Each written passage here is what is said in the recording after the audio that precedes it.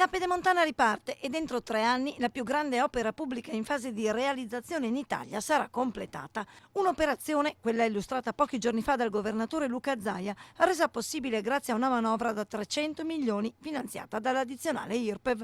Una manovra obbligata per dare risposte a una richiesta imposta dal governo centrale. A noi, in tutta sincerità, non serviva una tassa, perché noi abbiamo chiesto un mutuo alla Cassa Deposito e Prestiti, ma in virtù di una legge che c'è, che si chiama Fiscal Compact, noi siamo obbligati ad avere un'uguale entrata a bilancio. La spiego più semplicemente. È come se un cittadino andasse in banca a chiedere, che so, 100.000 euro per comprarsi una casa e la banca gli dicesse io ti do i 100.000 euro, ma non voglio solo essere sicuro che mi paghi la rata, voglio anche che tu mi dimostri che hai 100.000 euro in conto corrente. È esattamente quello che sta accadendo.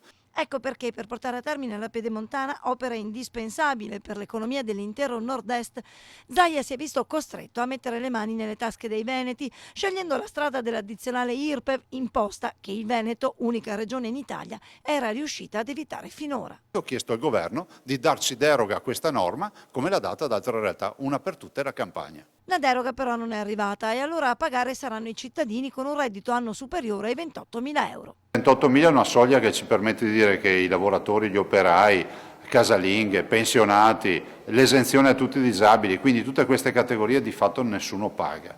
Ovviamente abbiamo chiesto un sacrificio a chi ne guadagna molti di più. Faccio un esempio, chi guadagna sopra i 30.000 euro all'anno pagherà 3 euro al mese, che sono 36 euro in un anno.